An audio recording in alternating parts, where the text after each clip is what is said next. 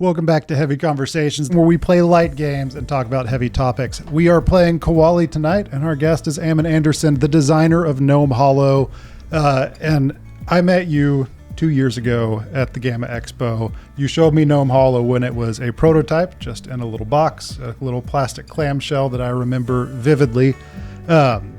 And you also told me the story that night about how this game got designed.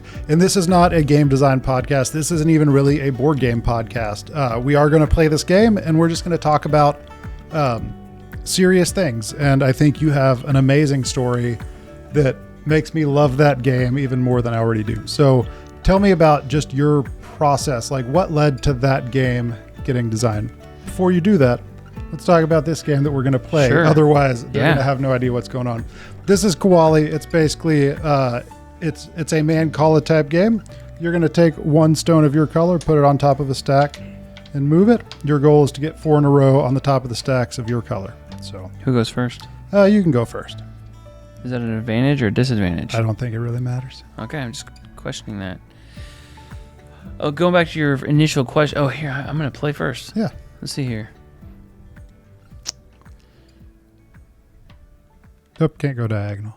Oh, yeah, that's right. I can't. Yeah, only orthogonally. Board game work. All right, you're right. So, yeah, how did Gnome Hollow come about? There is a significant inciting incident to Gnome Hollow getting here, and it's not your typical board game design inspiration. Well, so like going back to when I met you that night, like is such a pivotal moment. And that night I had been through kind of a crazy week. There'd been like 3 days of like publishers getting excited about the game, and we played it. And like I said, I told you my story, and as we played it, and at the same time I was showing basically Tony from the op. He was just hanging out with me that night. He didn't have time to play. He said he couldn't stay, but then he ended up staying the whole time. Yes. We were talking, and everybody was enjoying the game. But I just want to say thank you, because like I feel like that night was such an important key pivotal moment in like the future of Gnome Hollow. Like everything that happened after that came from that night. Yeah. Well, it was an honor to be there, and it was kind of, and again, this is the GAMA Expo. It's the industry trade show, so it's a lot of publishers, a lot of designers, and then us as media there. And it was the highlight of that show for me to be able to play that game, eventually to be able to play the prototype of it, and now to have you here. And this isn't a sponsored video. This is not. It's a game that I fell in love with when I played it. It's incredible, and also as someone who tells stories through video, like your story just drew me in so much, because it's such an amazing thing to see how this, and we have gone through, and I mean, we're not like trying to draw it out too much, but you went through an accident and had a lot of health struggles. And as someone who, my wife has gone through a ton of health struggles. We've gone through a decade or more where she spent 6 months or more each year bedridden, just with different kind of health things. So it's hard to see how those things actually turn around, and to kind of see the almost like the phoenix from the ashes. It seems cliche, but that how something amazing comes out of such a dark time. It was just such a relatable story for me. So tell us about your accident. Well, I'll say this. So yeah, I was in a car wreck, and when was this? It was Christmas Eve, actually. What year? 2019. Okay. I basically was coming back from it was right like the beginning of the COVID, right? Like COVID had hit, everything had started shutting down that year. 2019 or 2020? Let's see here. No, it's 2020. This would be 2020. Okay. 2020. Yeah, it's 2020. Okay. And basically, like I had come home and I was working on. I had an art gallery in the mall, and because the mall had shut down, like there wasn't a lot going on in the mall, and so I would just go and work there.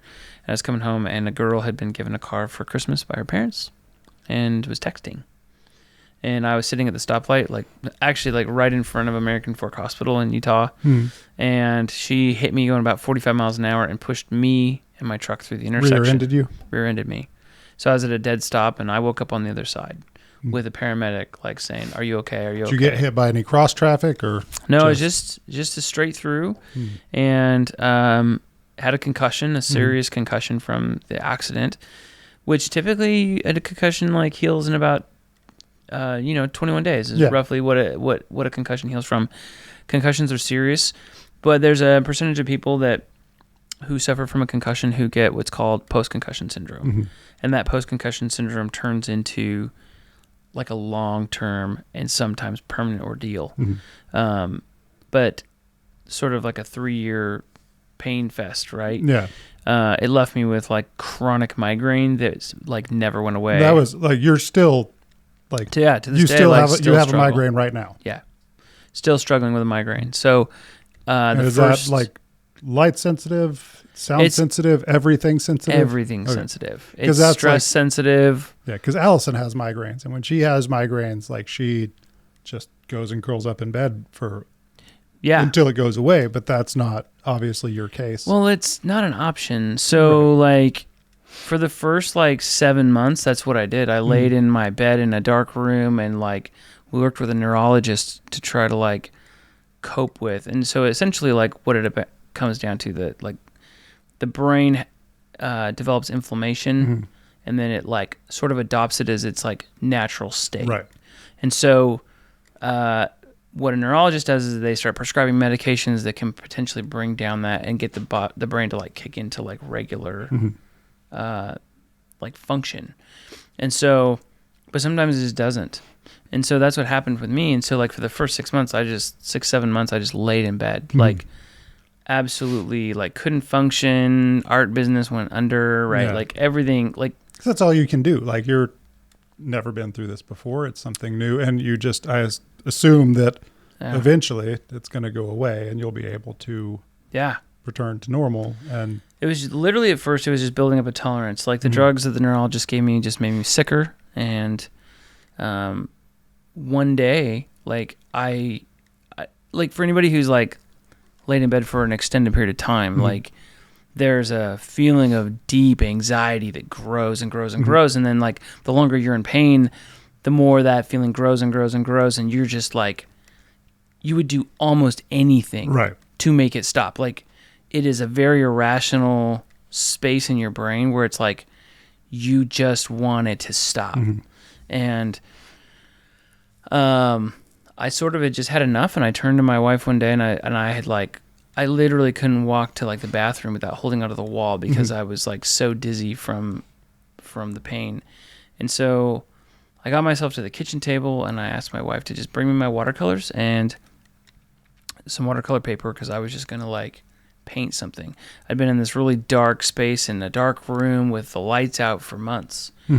And I just wanted to feel not in a dark space. And so I started painting like my mom's favorite color is green, and I love the color green. I love a lot of colors, but it's Allison's favorite color. Green just felt like the right color, and I did a wash of green. So if anybody's familiar with watercolor, like you wet paper down and then you get some paint on it and then you start washing and it creates these beautiful textures. And I pulled out another piece of paper and I took some Misket.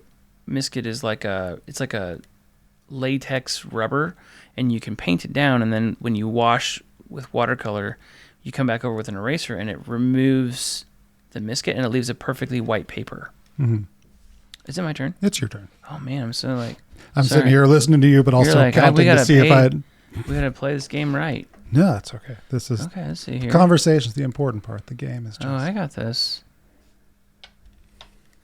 Oh no, I don't want that. I want this. No, I don't want that. There. At the end of the day, like, I started painting, and then I realized there was a game there. And I had several ideas for games in the past, and I had made a game that I kickstarted. And so... And what do you mean? Like you... Because that, to someone who hasn't done that, that seems like like, what were you painting? So I had painted this wash, right? And I was like, oh, this looks like a meadow.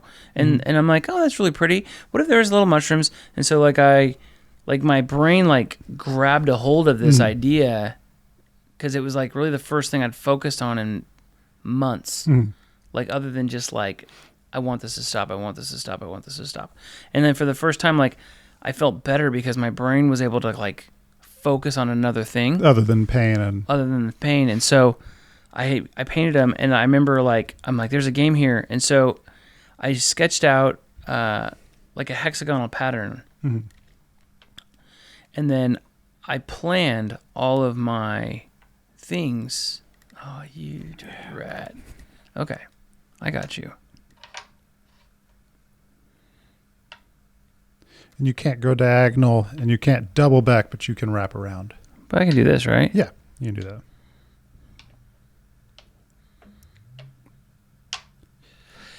So,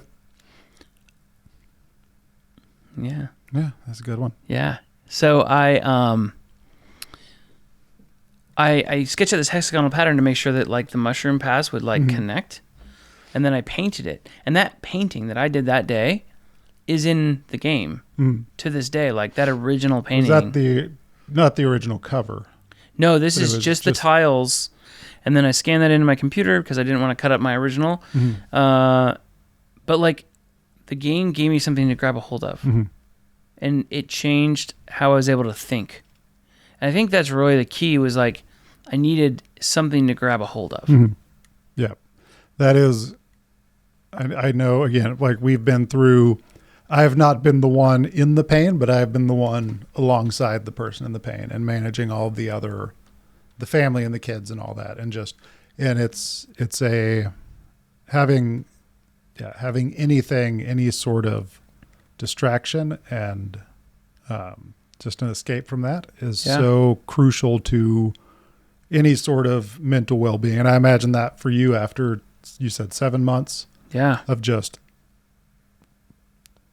waiting and just experiencing this, wondering if it's going to go away, having something else come out of that or just something else to focus on is so where did it go from there? So you had this watercolor painting and so I had you this decided painting, there was a game there. Cut it in, so I scanned it. I have a 17-inch wide printer in my house. Now, when you say there was a game there, is that it was just like, and I get what you're saying, but is that, did you at that point think anything would come from it, or was it just just a distraction? It's just something to play around with. Therapeutic distraction. Okay. Like it was 100% therapeutic distraction at this point. And but one of the things that was really interesting from that situation is that interesting. Okay, I got this.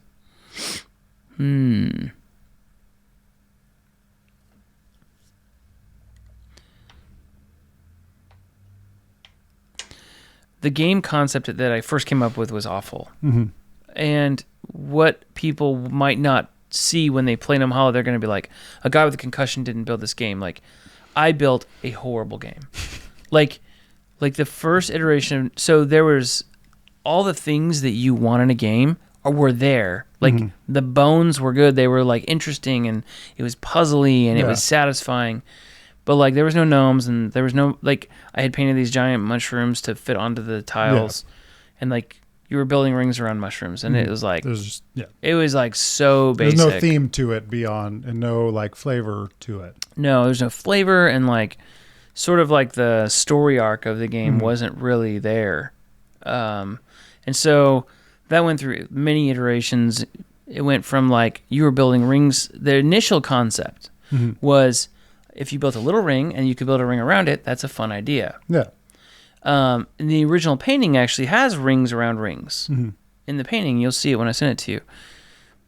But that wasn't enough. Like, and some neighbors came over to check on me, and they saw me working on this, and I could only work on it for a couple hours a day because my brain just couldn't do it. The more I would think and try to fix the game because it was so broken, the more my head throbbed and hurt. And so I had to find ways to reduce that. Right. Man, I think I figured this game out. But ultimately, like, people should not look at the finished product and say, whoa, he built that with a concussion and a solid migraine. No, I went through 2 years, a year and a half of, like, significant, like, frustrating development where it was stop and go and stop and go. And finally, like, when I could finally function enough, and I believe that, like, the focus that I'd put onto the game helped me retrain my brain how to function within the scope of the new version of who I was. Yeah. So it's not just the game is not just a triumph over adversity. Like the game shaped who you are today in that process of creating that. Like it goes both ways with it. And that's what's just, I think that's just such an awesome part of that story is like you are, despite your circumstances, you created an amazing game. Beautiful artwork. Thank you. Just great. Again, even seeing it from a fairly polished prototype a couple years ago to now, like it's so clean. It's a genuinely phenomenal game. When I said that I thought it could be the game of the year this year, that was when it was a prototype not signed by a publisher. So that wasn't like, let's help sell copies of the game because people like, that wasn't a content creator saying that. That was I really love this game and I think it's special.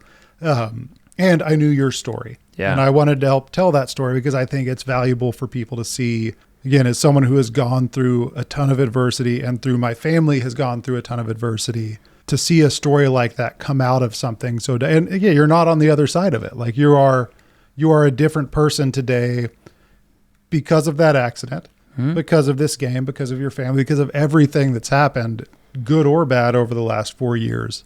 But it's just to see that where you created something amazing despite what honestly a lot of people would still be in bed. Well, I think just waiting it out or just wallowing. When you're in this situation, right? Like something bad happens, right? Yeah. And really like this happens to all of us every day, but we don't realize that we're coming to a crossroads every day. Like every single day we come to crossroads for all the different issues in our life.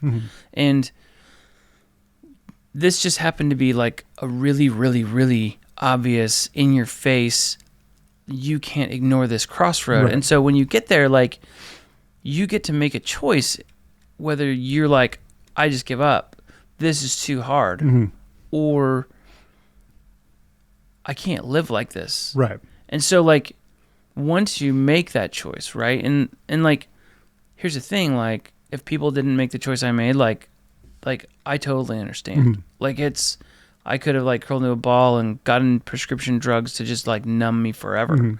And like, but they actually made me sicker. And so I just was like, the neurologist isn't helping me. Right. Like I'd met with him for almost a year and I was like, you know what? I don't want to take these drugs anymore. Like they don't help me. They make things worse. Yeah. I moved into seeking like healthy solutions through natural means, through like all sorts of like fish oils and like anti-inflammatories and changing up my diet and changing how I thought about how I use my time and becoming very aware of my stress level, because as my stress level goes up, my headache goes up. Right. And so like maintaining those things, and it was about self-discipline in a way, and I'm still working on it. Yeah. Like it's not done, but you know, the game, what it did is it gave me something to focus on during a time when I felt like I was a failure at everything. I was newly married. I'd been married for 6.5 months when I had the accident. I felt like I was failing my wife, and like nobody wants to get married and have a guy in bed all the time. Like I was feeling as a provider for my family. I was feeling like I wasn't able to like meet my kids in the areas where they need to be, and like those feelings of failure like stack. And so this gave me like something that I could do that changed how I felt. Yeah. And that allowed me to step like baby steps, right? Out of the pain and into like life again. And I think that's and for someone going through similar stuff, I think that's such an important part, because you weren't failing. Like you didn't. But it feels like, yes, but you weren't failing at that. Like you were a victim of your situation, but you also made choices in your situation to do what you could with that. Well, and there were people in my life who said, why are you making a game? Right. Like this is not the solution. Yeah. And that's and honestly, like again, having gone through similar stuff with Allison, like there's no one would fault you for just waiting for them to find the right cocktail that knocks this out. And until they do, you're just going to like, the best you can do is just close the blinds, cut off all the light, put a mask on and sleep it off. Like, well, and the sleeping didn't hurt. Like, it hurt in my dreams. Like, and it still does sometimes. Like, but like at the end of the day, like the further I went down the medical road, the more the treatments were more and more dangerous just and risky. Side effect, yeah. And I'm like, I don't want to do that. Yeah. But ultimately, like about a year after I'd started working on Gnome Hollow, I was feeling good enough that I could work and I needed to make some money. And so I started functioning as a handyman in my local area to pay the bills. And because I'm a pretty handy guy. And are you going to win right now? Yeah. Oh, I set you up for it. You That's did. okay. It's okay. This is my second time playing this. Yeah. But honestly, like, so I'd set up to be a handyman, and I was able to make a little bit of money. And I put my game on the shelf for 9 months because I could not... I'm not letting you on top ever. This is mean. Okay, here we go.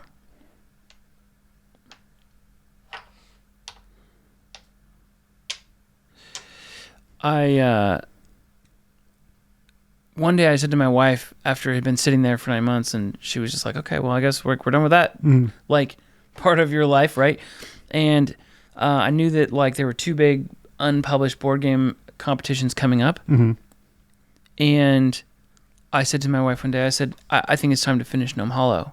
And she said, are you sure? And I said, yeah. Actually, one of the interesting things is Gnome Hollow changed my life in a lot of ways. Like during the prototyping process, when I started making meeples, which I know I'm not supposed to use that word anymore. When I started making the little like Gnome Hollow meeples, I literally like created this system where I'd make a sticker and I'd put it on the front of a 3D print. Well, my wife turned to me one day and she said, these are such cute things. She's like, you should sell stickers. And so like I grabbed some games in my closet and I made illustrations for them and I put them on Etsy. And that like turned into like a full-time gig. Basically selling upgrade kits. Yeah, I sell upgrade stickers and that literally like helped us to not go bankrupt. And the people that, I mean like, listen, if you bought our stickers, like you helped me in ways that like you'll never understand. Like people who supported us on Etsy like made a difference in our life. And so to this day, like we still do that. But I pulled Gnome Hollow off the shelf like about 3 months before you saw the game. 4 months. And I pulled it off and we played it and it was a broken game. It didn't work. And I said, I'm going to finish this. I had 60 days to finish it. And I had a couple friends who were just phenomenal and they were willing to like support me and like cheer me on. And one of the things that they did is, are you kidding me, dude?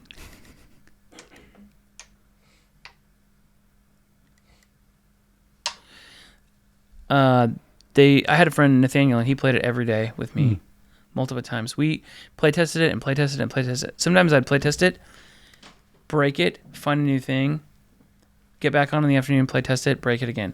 I had friends, Brant Brinkerhoff, he made the game Oros. Brant like play tested it and like gave me feedback on things. And that was because I met him at GAMA also. Yeah. That was such a fun experience. Just to watch him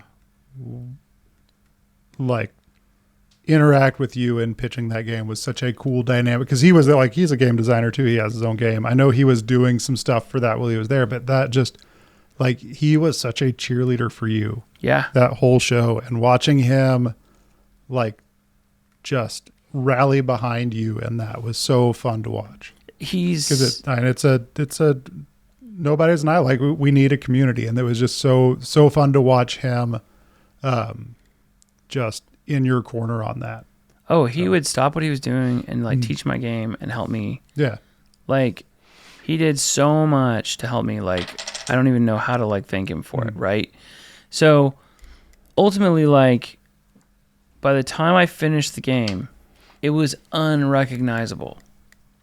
Like it was like it wasn't anything the same. And I took it to I entered it into the 2 competitions. One was Cardboard Edison, one was called the Ion Award. And what came from that was ultimately I had finalist nominations for both of the competitions, which opened up a lot of doors for me. And I took it to a little convention called Dice Tower West. A little convention. And I showed it to people, and we played it like 58 times over 4 days. I literally had people like lining up at the table like, hey, can we play next? Sure, you can play next. I just set it up in the main gaming hall, and there was a specific moment where some people sat down at the table to play the game with me. And are you letting me win? No. Did I let you win? Yeah. Oh. Well, now we're even. So there was a moment like where we were playing the game, and so Bree, at the time she was with Lucky Duck, and now she's with Arcane Wonders. She sat down, and another publisher sat down, and another guy sat down, and his name was John, but his badge was turned around, and John, I was explaining the game to Bree, and Bree was like, hey, we should play a couple of rounds, and we ended up, after some discussion, John's like, yeah, I can only play for like 5 or 6 rounds. And then I've got to go. I've got other plans. And I was like, okay, sure. We'll play 5 or 6 rounds. You'll get the basic gist of the game. So we played 5 or 6 rounds, and in the middle of his turn, I was like, I realized that we had played like 8 rounds. And I said, I'm going to stop you right there, John. I'm so sorry. Like, I told you 5 or 6 rounds, and we went to 8 rounds, and I always try to like be honest with people. And I said, I just lost track of time. This is what's going to happen at the end. This is how the scoring's going to work. You know, so-and-so is probably going to win the game at this point. And John like folded his arms and he sat back in the chair like this, and he just looked at me like he didn't know what to do with me. And, you know, I'd had a really stressful weekend. I've been playing all weekend. My migraine had gone back through the roof, and it's like 11 p.m. at night, and we're playing this game, and Bree turns and looks at me like, what are you doing? And then I realized, like, I didn't know who John was. Yeah. I don't know who John was. And, like, he said some very nice things about my game. He told me, he's like, your market's too complicated for your game. Fix your market. And so it still wasn't done. Yeah. So, like, the game that I'd submitted, so I had to reach out to both competitions and say, look, if I replace this game, like the market, is that okay? And they're like, yeah, that's fine. You can replace the market. And so I did right after that. But that John ended up being John Zinzer, the owner of AEG. And we became fast friends over the next few months, and he ended up being like a mentor for me. That's awesome. Which was remarkable. But, you know, none of these moments happened because like life was great. All of these things actually happened in my life because like life was bad. Yeah. And I was just trying to make the best of what I could. And honestly, my life's still not perfect and great. Like there's always problems. And I guess that's kind of my story in a nutshell. Like it's leaving out a whole lot of the bigger details. But ultimately it went to GAMA, and like I ended up getting like a significant numbers of offers on the game, and I ended up choosing the op to publish it, and that's been a great choice. I've never regretted it. Yeah, I hope it does nothing but amazing things. I think it's a fantastic game.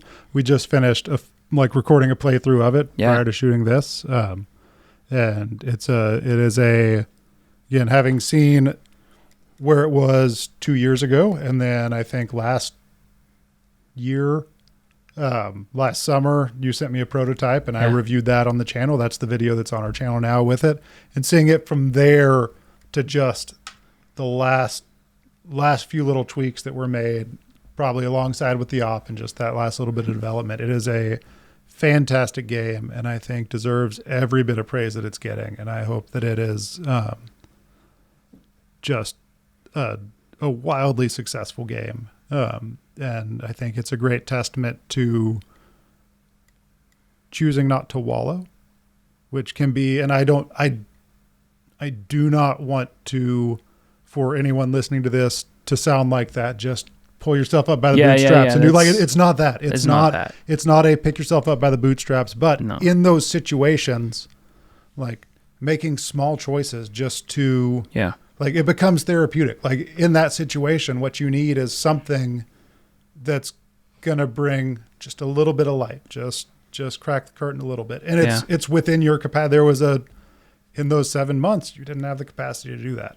So again, I don't want to come across as like like if you're in bed, if you're experiencing health stuff, if something's going on, like you're just not trying hard enough, because it's not that. That's not the case at all. And like it's the same with depression, like struggling with deep depression following the accident, right? Like those things are so real. Yeah. And nobody can. So here's the thing about a migraine. Mm-hmm. Here's the thing about a concussion and post-concussion syndrome. You can't prove it. No one can see it. Mm-hmm. Like people who watch me, they're like, you don't look like a guy that has headache pain. I'm like, dude, I have headache pain all the time. Yep. And like no one else can appreciate what my internal struggle in life is like. And that's okay. It's not their job to do that. Right. But what we've talked about here in like 25 minutes is like a 3-year it's a journey. Like journey that has been like radically confined, and like every day just make one choice that makes your day a little bit bigger, and look for anything that is that silver lining in a cloud. Anything that can pull you out just a little bit. Anything and focus on it. Yep. So, and I think that's really key. But at the end of the day, like Gnome Hollow also isn't just because of me. Mm-hmm.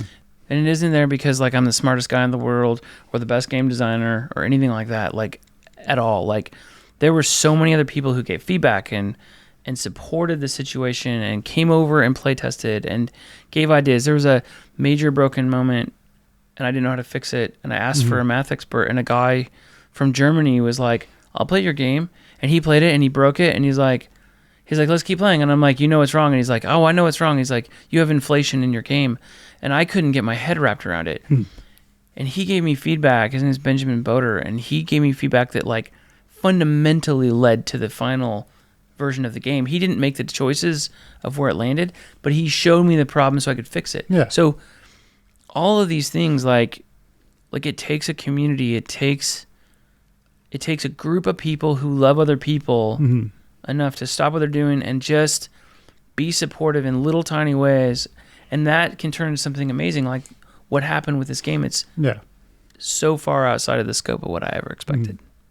The thing that I keep coming back to in your story is, one, like you made choices to break out of what was going on. Again, that's not saying that's all it takes. That's not, again, I've watched the person that I care about the most in the world be in a place where she was not mentally, physically, emotionally capable of doing that. And that's very real.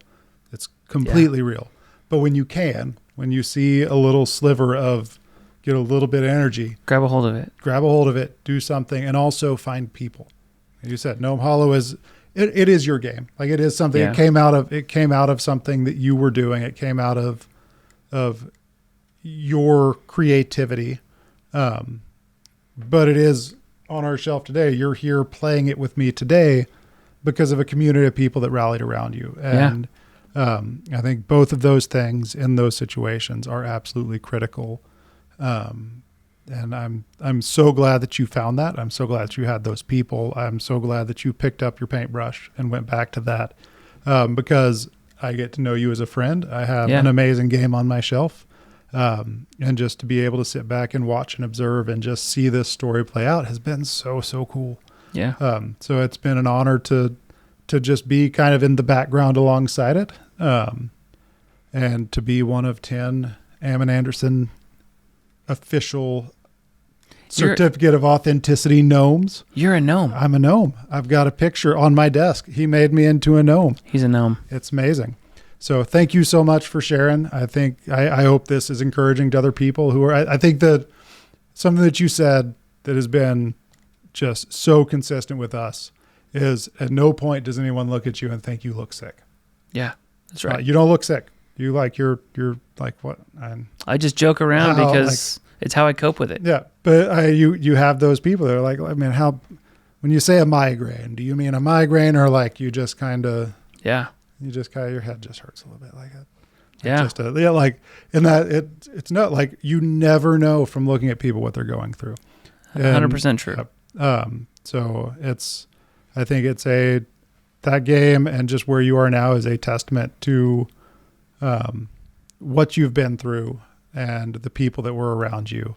Yeah. And as I said, it's been an honor to be a small part in that journey, and I can't wait to see where it goes. Awesome. Yeah. Thank you all for watching. Hope you enjoyed the conversation. If the game interests you, we'll leave a link to that where you can find it. But this is the game that we've been talking about this whole time is Gnome Hollow. Oh, yeah. We have a copy of it right here. Yeah. And this is your watercolor. You painted all of this. Yeah. So this is the game. Yep. The first cover that I saw, he was sitting in the rain. He was. I like this one better. Thank you. I was able to stay on and be the illustrator, which was super fun. Yeah, that's really cool. So if you have any other questions, or feel free to reach out. Yeah, if you have any questions, again, feel free to leave a comment. If you just need to vent somewhere, if you're going through a situation, find someone that